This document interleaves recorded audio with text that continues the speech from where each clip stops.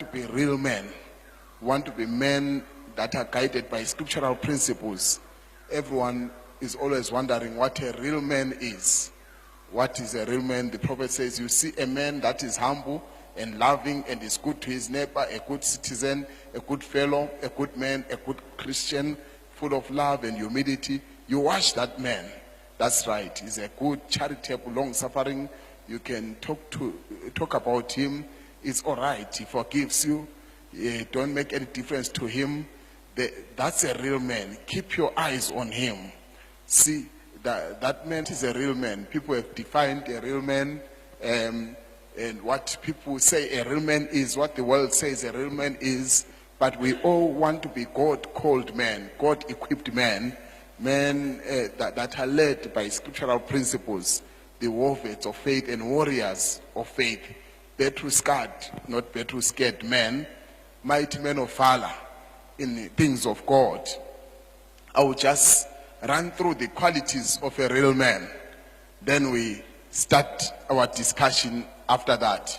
Because a real man is a man that lives in God's presence, is a man that is a purpose-driven life, is a man that is filled with the Holy Spirit. He doesn't move according to his desires, he's born again. Yes, scriptomessage principles is balanced in the word. He's a man with a vision, because where there is no vision, people perish. He's a man of destiny, and we are masters of our destination. He's a man that can defy all defiance, even if everything is against you. As a man, you must be able to make ends meet. A real man is an achiever. Not everything will come on a silver plate, but you must strive to achieve. He's a record breaker. You don't live by the standard of your past generation, but you break new records. We are soul winners. One thing that makes sense, that has value, is winning souls for Christ. You are not only to be a breadwinner, but a soul winner also.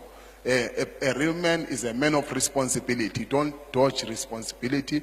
What is your responsibility? You must do is diligent and vigilant. Is a risk taker. You take calculated risk, because when there is high risk, there is high return. A real man is a provider. Don't leave it to your wife to provide, but you must be a provider. A real man is a hard worker. He's strategic. He knows how to work strategically. A real man is blameless. He's a man of integrity. A real man is stable, not like Reuben was unstable like water. He is predictable. He has principles that govern his life. A real man does not have a leaky heart. You keep secrets. You don't tell everyone what you are not supposed to speak about. A real man, even when he's under pressure, is composed. You see, at the extremes of pressure or happiness, you show who you really are. When you are too happy or when you are too much under pressure, you show who you really are. A real man has leadership qualities, because you are going to lead your family, you are going to lead in your ministry, you are going to lead at work, you are going to lead somewhere, but you remain humble. Leadership is not lordship. A real man has self-evaluation. You don't just run year in, year out without evaluating and seeing how you are doing. So you accept constructive criticism. That's what builds you. When people criticize you, it's not a threat. Don't feel insecure, but take it as something that will build you. A real man is Christ-like. Rather be the world see Jesus in you. A real man is trustworthy. You should be someone that can be trusted, whether financial or with any responsibility. You don't need a taskmaster to make you do what you are supposed to do. A real man is faithful, whether in marriage to your wife or in everything that you are doing, you are faithful. He is respectful also. You respect other office bearers, you respect even people who are lower than you. A real man has no problem admitting when he is wrong. If you see a man that cannot admit that he is wrong, there is something wrong about him. A real man has a right attitude. Sometimes it's your attitude that will make you successful. Your attitude will determine your altitude. A real man is compassionate. He has love. He's honest. Dishonesty is a virus in anything that you do. If you are not honest even with yourself, you can't be honest with any person. So you must be honest. A real man learns from mistakes. The mistakes of our past must shape our future, must make us learn not to repeat the same thing. A real man has emotional stability. When you are angry or when you are emotional, you don't act out of emotions, but you act out of inspiration. A real man is vigilance, he has temperance, he has patience, he has godliness, he has all those virtues. He is under inspiration. Because when these things be in you, you will never be barren in your Christianity. A real man, even when he has a gift, is not a gate crusher. Because a gift will make room for you. You won't make room for your gift, but a gift will make room for you. A real man will spend time with family. I'm not talking about boys. I'm talking about men. Boys maybe spend time with your mommy and your daddy, but a real man will spend time with his family. A real man has ambitions. If you live a life without ambitions and you are blaming the economy, there is a problem. We must be the men with high ambitions as Christians, especially believing this message where all things are possible. A real man is a gentleman. You must have gentleness about you. You must even look like a gentleman. A real man is a husband to one wife if he is married, not a womanizer, not a warmonger. A real man has wisdom. That's why the Bible says if you don't have wisdom, you ask from the Father. So a real man, though he is strict, he must have some levels of flexibility. You must be, as long as you are a human, you must have some humor. You should not only live with your clenched teeth and think success comes from that. You should be a man and really caring, forgiving. No matter what people have done to you, you are forgiving. A real man is not quarrelsome. Should not be someone who is always quarreling, always arguing, always debating. That is not the qualities of a real man. A real man is a man after God's heart. You work without applause. In other words, you can work and people don't cheer, don't clap hands. It doesn't affect you. It means that even after you have done something good, maybe you have washed a car, you have cleaned a tent, or you have invented a place and won souls, or you have preached well, it doesn't mean that people must clap hands for you. You should be able to take it even without applause for a prize that is higher, that is coming in heaven. So there are many definitions that people have put to what a real man is, but a real man is not egocentric. I know people have their ego, they have their self, they are myself, I. But a real man is Christ-centered, and he knows how to deal with his haters, because not everyone will love you, but you must love everyone. You must know how to deal with your haters by loving them. When you do so, you put coals on their head. A real man is not threatened by another man's achievement. When another brother preaches better than you, praise God, we have such a brother. We are looking for such brothers. When another brother sings better than you, don't be threatened. Have insecurity. A real man does not live in the past. Your past mistakes, you leave them in the past. Paul says, I forget the things that are past and I press to the mark of the high calling. A real man is sincere. That's why the angel says, if you can only be sincere, not even cancer will stand before your prayers. A real man is smart. The way you dress yourself and the way you address yourself, the way you think, it shows who you are. As a man thinketh in his heart, so is he. A real man has dignity. It doesn't mean he's pompous, but he has something respectable. He's a man of faith. He's a man that can groom others. If you are a real man, just watch and see how many people that you have groomed to be what you are. Because success without a successor is show off. When you have something that you are doing and is worth it and is admirable, groom others to do the same. We'll have failed as ministers or as men, as anything that we are. If we don't groom people as husbands, groom your children to be the kind of a person that you are. A real man is unswayable. Though people may influence you and you influence them, don't be swayed from the scriptural principles. A real man is a decision maker.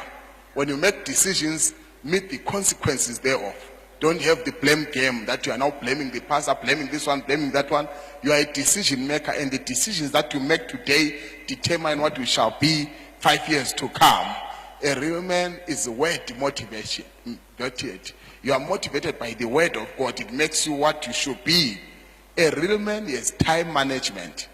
It will be bad for you if you are going to spend the whole day loitering around town and you have nothing measurable that you can say, I did this today. So time management is very important. A real man is not is a non-conformist. You are not conforming to what others want you to be, but you are transformed by the renewal of your mind, by the word of God. A real man is a good listener. I know many people are good speakers, but we need good listeners that will speak after listening very well. A real man is not a yes man, or with unprofitable loyalism that will say yes to everything. It's not loyalism that helps. A real man, if you are a real Christian, even if your leaders are in error, have a way of approaching them respectfully and confront them with scriptures. It doesn't mean loyalism is swallowing everything. A real man is a man, is not a sympathy seeker. There are some people who want sympathy from their brothers. That brother, you know what that brother did to me.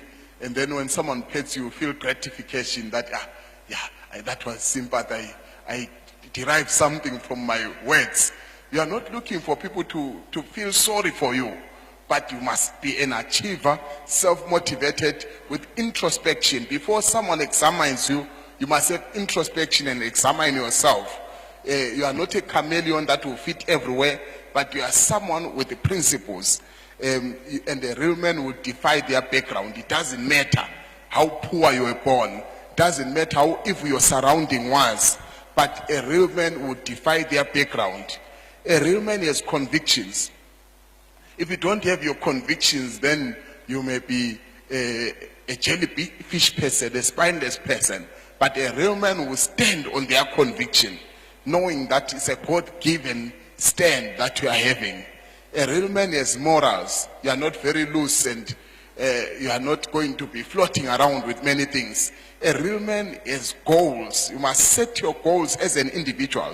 We'll have goals as this team. We'll have goals as a church, as marriages, as businesses. We have goals. But you yourself must have goals. A real man has character. And those characteristics will show you, what is in the man.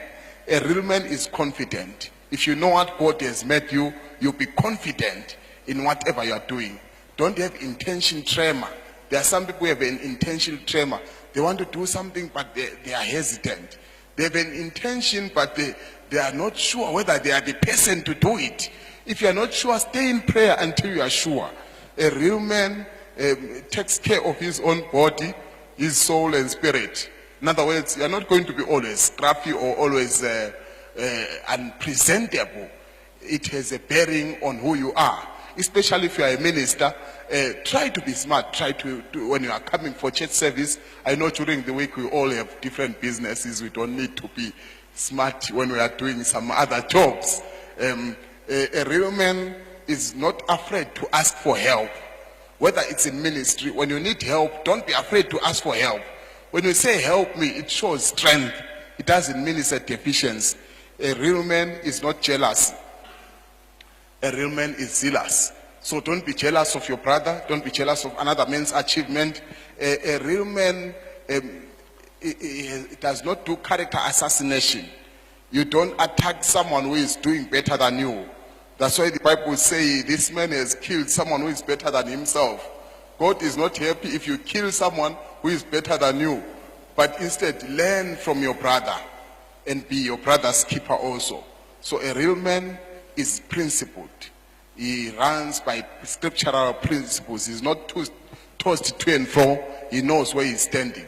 There must be a grid reference that we say, you know, when we're in geography, we have grid reference that the grid is this and that. So when we say you are standing, here I stand, it means even after 5 years, we know where you are standing. You are not going to shift from that grid, from that scripture and the message grid where you are spotted as a believer. A real man won't take advantage of a woman, whether it's in courtship or in marriage. it shows how you treat your wife, shows whether you are a real man or you are just someone who is not real. You see, we are not supposed to be sissies. The prophet talks about how a man dresses and the colors that a man takes. There are colors for men and colors for women, and we don't want to accept gay behaviors that are invading in the message. Now, a real man will leave an inheritance for their children, whether you are poor or what. Imagine the prodigal son. One thing I had seen in that story, beside the spiritual part, where the prodigal son says, "Give me what shall be mine." The father did not say, "You know, economy is hard, we are still putting things together." He had something for that child. If we are going to have children, we must be able to leave an inheritance for our children. A real man would defy the trends. All these homosexual demons and these new trends of trousers that are so tight. And as brothers, we must know our anatomy. Some of us are big built, and honestly, if I would come here and I'm preaching and my trouser is so tight, and I start running in the congregation. In as much as we say sisters must not have tight dressing, they also say you must not have tight dressing. That's why here at City Tabernacle, if you have something to do, we are going to scrutinize you. We don't expect you to be in the camera there with funny dressing or with a funny hairstyle, a beep or something that is questionable. When there is a question, stay away from that. We wouldn't like to be represented, whether you are in the instruments or guitars or what, and you have a hairstyle that someone is stumbling over. That's why we as brothers will have to take those things. A real man is not a rumor monger. You're not going to work your life around rumors. And you may have a wrong impression of your brother if you work with rumors. But just talk to your brother and make right with your brother, and you'll find that he's a good person. So we have heard the regrets of great men. Men who have lived on earth and have achieved a lot of things, but you hear them when they are dying regretting. I've been seeing the prophet also regretting that if he had come to Christ when he was preached the gospel when he was 14 years, and Peter was regretting that if he had 10,000 lives to give to Christ, but they crucified him, he said, "I'm giving one life." And I've seen great men saying, if I was to come back to the earth and live again, I'll correct here and there. So as men, we need to find how we can discuss together where we can make our lives better. In other words, in all directions of our Christianity, whether in God's call, I've wondered, is God still calling people? Because we seem to be not having a new generation of vibrant, powerful preachers. Because each generation we expect a higher level of preachers. If you see our generation is still preaching better than the generation that is coming, we are worried what is happening to our young men.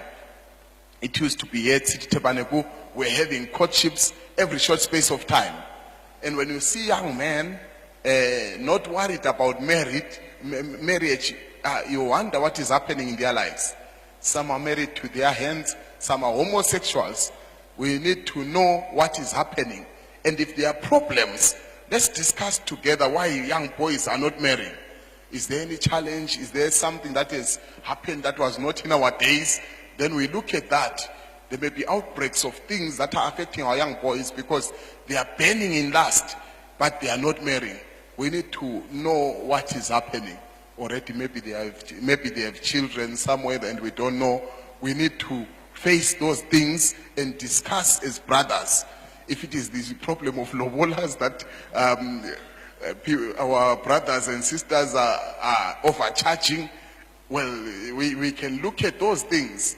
So that's why for young men who are here, we were going to sit on you. If you have nothing to do in life as a career, we are going to be worried about you. Because we expect you to be doing something to have a future. We don't want someone who will say, brother, I was a missionary.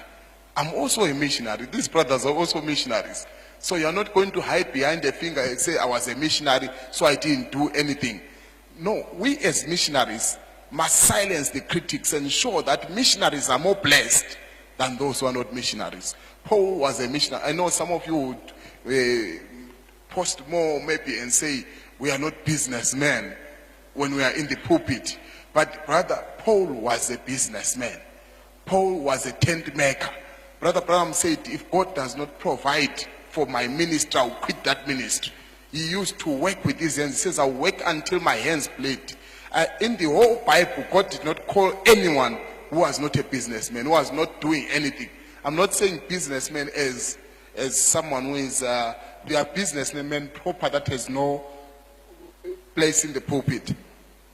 But God does not use a lazy man. When he called Zacchaeus the businessman. When he called Peter was busy with the fish. That was the business, family business. That was their searcher. When he called even Elisha, he was plowing with 12 yoke of oxen. Whosoever he called in the Bible was not loitering around saying, where is God calling? Those people, God ignored them. But those who were busy with something are the men that God called, because they could prove to be something. If there is a 5 years from now, our resolutions as brothers and sisters will determine the quality of churches. I expect to have John Sharits among us who will stand and be pillars in the ministry. We expect those brothers who are poor now to be strong and burden bearers in time to come. And we need to refocus on soul winning. And now we'll openly discuss also on how to overcome habits. Because imagine what a quality of church it will be if the brother who comes to sing is a masturbation brother. The one who comes to interpret is the same. The one who comes to preach is the same. The one who comes to give a special is the same. And the brass ones are all 1, 2, maybe 12 of them are like that. Then the church will be in a miserable state. These are some of the things that we cannot speak openly when they are sisters. Because there are people who are addicted to sensual pleasures until they only stop Friday when we're about to get to Sunday. Then after Sunday, they are back to the cycle again. When they hear that we're going to have a communion, they stop their habits, they fast from those masturbation and things and evil thoughts and vulgarity for a short time and say, some people can live with those things, without those things for 2 weeks, but not more than 2 weeks. So we need to know how, as brothers and sisters, we equip one another and provoke one another for good works. Because the spirit in a man will sustain his infirmity. And now those who are also missionaries will expect you to balance between missionary work and your family. Because we have families complaining that brothers are now angels, they are not even caring for their children. We need to balance between missionary work and family. So as you don't judge a man by the colors in his hands, but a back of the knee where he bows down to pray. Man is not judged by his stature, he's judged by character. True man is not the outside monies and things, although that one is also needed. But your qualities is what even the grave cannot take away from you. Now, as brothers and sisters, not as sisters, I'm used to brothers and sisters. As brothers, I don't think you are seeing stars today. All things are well balanced. As brothers, we must know how to overcome